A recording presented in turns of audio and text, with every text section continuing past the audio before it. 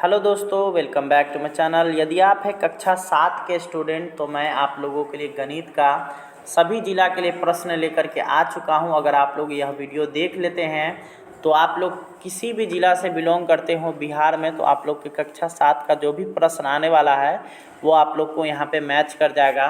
तो हम लोग चलिए इसको स्टार्ट करेंगे। उससे पहले अगर आप हमारे चैनल पर नए हैं तो इसको सब्सक्राइब कर लीजिए। साथ ही आप लोग को ये जो पेपर मैं बता रहा हूँ, आप अगर इसको डाउनलोड करना चाहते हैं तो आपको टेलीग्राम पे जाना पड़ेगा, जिसका लिंक आपको डिस्क्रिप्शन बॉक्स में मिल जाएगा। और उसके बाद फिर जो है आप लोग अगर अभी तक हमारे नए चैनल से नहीं जुड़े हैं तो उससे भी जुड़ जाइए, उसका भी लिंक आपको डिस्क्रिप्शन बॉक्स में मिल जाएगा। तो चलिए अब हम लोग यहाँ से देखेंगे कि इसमें कुछ चीज़ आपको पहले भरना है। जैसे यहाँ पे आपको अपना नाम भर लेना है, यहाँ पे आपको रोल नंबर, यहाँ पे आपको स्कूल का नाम, यहाँ पे प्रखंड का नाम, यहाँ पे संकुल का नाम और यहाँ पे ज़िला का नाम लिख लेना है। उसके बाद यहाँ पर ये जो सेक्शन है इसको आप लोग को कुछ नहीं करना है, ये आपका इसी तरह से रहेगा, ये आपके टीचर के द्वारा भरा जाएगा। ठीक है, चलिए आगे की ओर अब हम लोग चलेंगे। तो यहाँ पर आप लोग देखिएगा, सही विकल्प के सामने सही का चिन्ह अंकित करिए।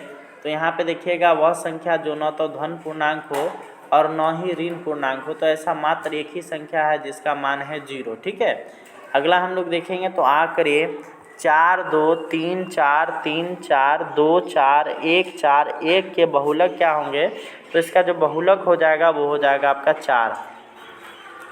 आगे की ओर अगर हम लोग चलेंगे तो यहाँ पर है 108 डिग्री का संपूरक कोण क्या हो जाएगा। तो संपूरक मतलब होता है 180 में यहाँ पर जो आपको जो भी कोण का मान दिया गया है उसको घटा लेंगे। तो यहाँ पे घटाएंगे तो आ जाएगा हमारा 72, तो ये हो जाएगा आपका 72 डिग्री। अगला हम लोग देखेंगे तो प्रथम 5 प्राकृतिक संख्याओं का माध्य क्या होगा। तो प्रथम 5 प्राकृतिक संख्याओं का माध्य होता है 3। ठीक है, इसमें किसी भी तरह का कोई कन्फ्यूजन नहीं होना चाहिए। आप लोग चैनल पर नए होंगे तो सब्सक्राइब करेंगे और टेलीग्राम से भी जुड़ेंगे, उसका लिंक आपको डिस्क्रिप्शन में है। अगला हम लोग देखेंगे तो स्तंभ अ का स्तंभ ब के साथ सही सही मिलान करिए। तो यहाँ देखिए, वृत्त की परिधि का यहाँ पे फार्मूला में मिलाना था 2πr। अगला हम लोग देखेंगे तो घन के फलक होते हैं 6।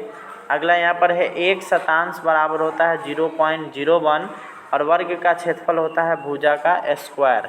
आप लोग को इस तरह से मिला लेना है, इसमें किसी भी तरह का कोई भी चेंज करने की आवश्यकता नहीं है। अगला हम लोग देखेंगे तो कोष्टक में से सही विकल्प चुन करके खाली जगहों को भरिए। 0.5 और इसको भाग दिया गया है 0.5 से, तो इसका हल क्या आएगा। तो यहाँ पे इसको भाग जब दिया जाएगा तो इसका हल आ जाएगा 1, इसलिए यहाँ पे 1 भरा हुआ है। अगला हम लोग देखेंगे तो एक समबाहु त्रिभुज के प्रत्येक कोण का माप क्या होगा।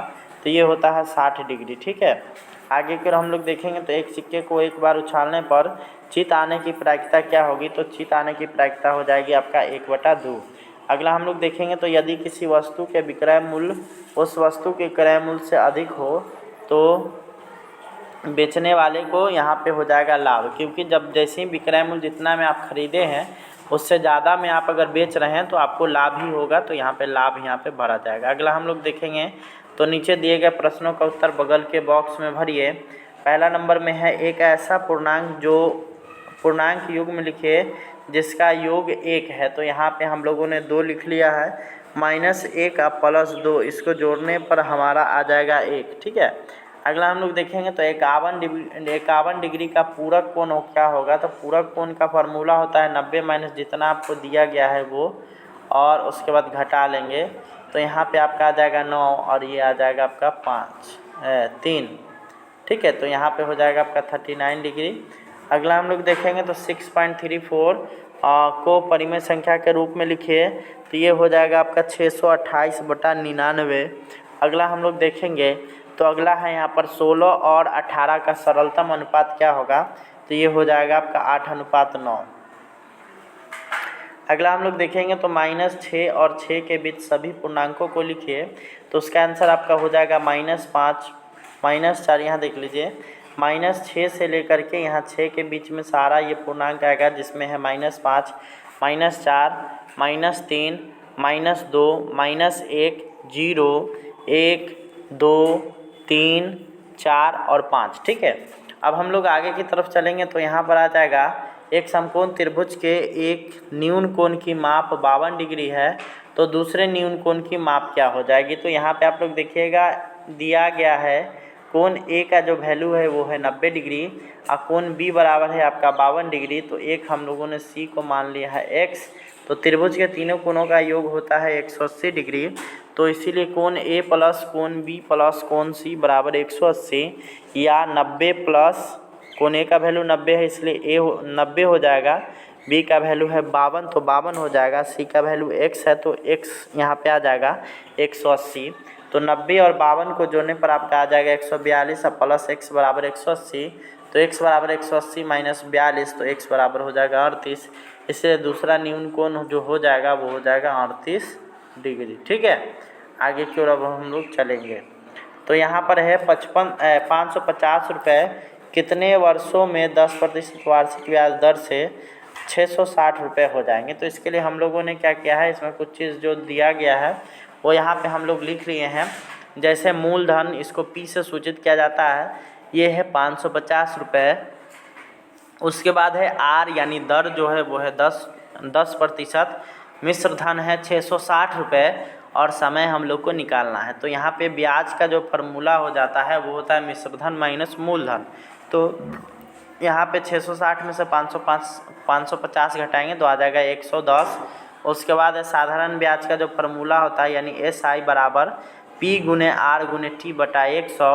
तो यहाँ पे हो जाएगा 110 बराबर 550 गुना 10 आप T गुना में हो जाएगा 100। तो यहाँ पे ऊपर में आपके पास आ जाएगा, ऊपर में ये 2 जीरो से 2 जीरो यहाँ पर आप लोग का जो दिया गया है वो आपस में कट जाएगा, यहाँ पर जो है दोनों कट गया तो बचा आपके पास यहाँ पे 55। तो T बराबर हो जाएगा 110 बटा 55। तो यहाँ पे आप लोग अगर भाग दीजिएगा तो 2 वर्ष आ जाएगा। ठीक है, आगे की ओर अब हम लोग चलेंगे। तो यहाँ पर है 9 प्लस 25, इसको भाग दिया गया है 20 से का 1/4 और गुना 10 और -4। तो यहाँ पे बोर्ड मास के नियम के अनुसार हम लोग को पहले का काम करना पड़ेगा। तो का काम करने के लिए यहाँ पे आप लोग को इस तरह से लिखना पड़ेगा 9 प्लस 25 भागा 20 गुना 1/4। तो 4 के पहाड़ा में 20 आपका आ गया 5 बार में, और उसके बाद गुना में 10 और माइनस में 4 हो जाएगा। तो यहाँ पे आप लोग का 9 प्लस 25 भागा 5 गुना 10 यहाँ पर हो जाएगा तो ये हो जाएगा 50।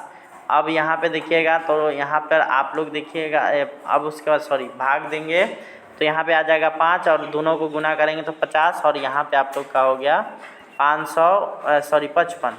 अगला हम लोग देखेंगे तो अगला यहाँ पर बोलता है क्या चीज़ के निम्नलिखित आंकड़ों के माध्य माध्यिका और बहुलक ज्ञात करिए। तो जो आंकड़ा दिया गया है इसको हम लोगों ने क्या किया है, पहले माध्य निकाला है तो उसके लिए सारे अंकों को जोड़ा है और जितना भी अंक है वो उसके बटा में है। तो यहाँ पे आपको जोड़ने पर आया 27 और बटा में हो गया टोटल 11 संख्या है तो इसलिए 11। ठीक है, माध्यिका बराबर होता है बीच की संख्या, लेकिन उसका एक शर्त है कि ये जो संख्या सब दिया गया हो वो या तो बढ़ते क्रम में हो या तो घटते क्रम में हो। तो यहाँ पे देखिएगा बढ़ते क्रम में हम लोग ने सजाया है तो इसके बीच में आपका आ गया 2, तो वो इसीलिए 2 इसका आंसर हो जाएगा। अब बहुलक यहाँ पे देखिएगा तो सबसे ज़्यादा बार 2 ही आ रहा है तो इसीलिए बहुलक बराबर भी आपका हो जाएगा 2।